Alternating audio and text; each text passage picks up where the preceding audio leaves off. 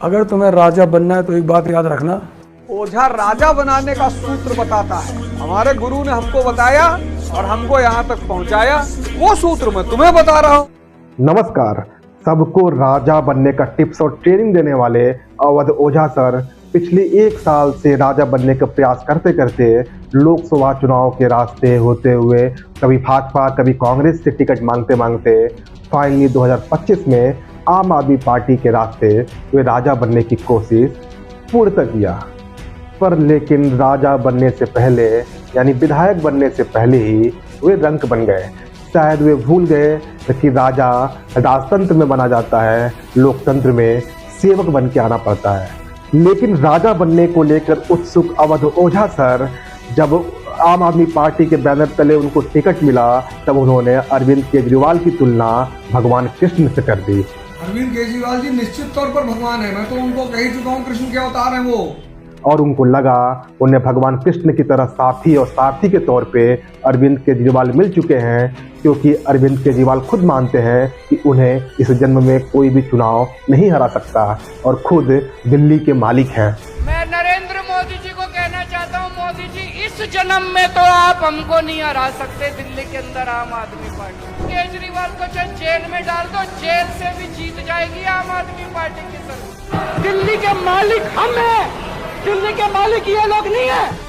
हालांकि अवध ओझा सर को लगा उन्हें सारथी और साथी के तौर पर कृष्ण मिला है, लेकिन अरविंद केजरीवाल के इस वक्तव्य को सुनकर कोई भी बता सकता है कि भगवान कृष्ण का वक्तव्य नहीं हो सकता, बल्कि कौरव की सेना के तरफ का दुर्योधन का वक्तव्य इस तरह का होता है।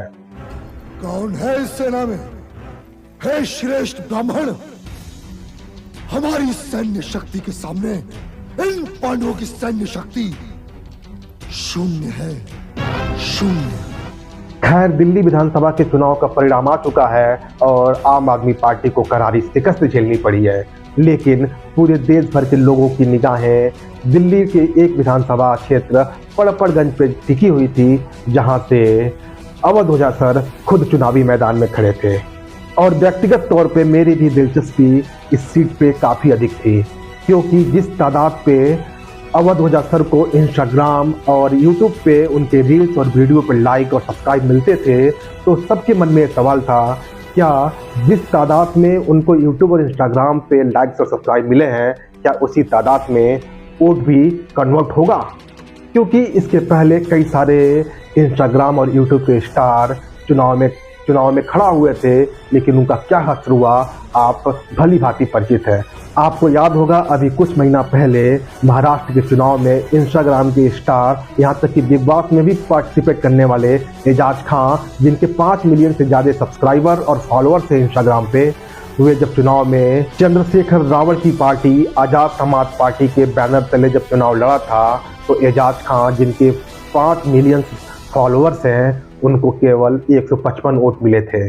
इसी तरह 2022 के उत्तर प्रदेश के विधानसभा के चुनाव के दौरान कांग्रेस पार्टी से एक इंस्टाग्राम स्टार अर्चना गौतम जब हस्तिनापुर के सीट से चुनाव लड़ रही थी, तो उनके भी लाखों में फॉलोअर्स हैं, उनके भी चुनावी सभा में हजारों लाखों लोग आ रहे थे, लेकिन जब चुनाव के परिणाम आए तो केवल 1500 वोट मिले थे। तो ऐसे में बहुत बड़ा प्रश्न चिन्ह था अवध ओझा सर के सामने भी, क्या जिस तादाद में उनको रील्स में वोट लाइक्स मिल रहे हैं, क्या वो लाइक वोटों में भी कन्वर्ट होगा?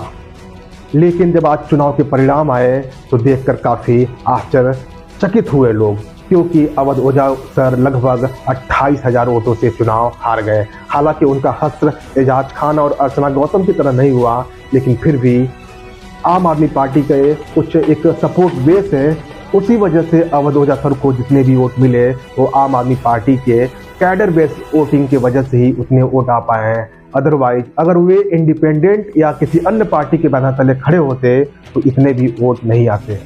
हालांकि अवध ओझा सर ने अपने इस हार की जिम्मेदारी व्यक्तिगत तौर पे लिया और उनका मानना है कि मैंने पीपल टू पीपल कांटेक्ट नहीं कर पाया, जिसकी वजह से उन्हें चुनाव में शिकस्त झेलनी पड़ी।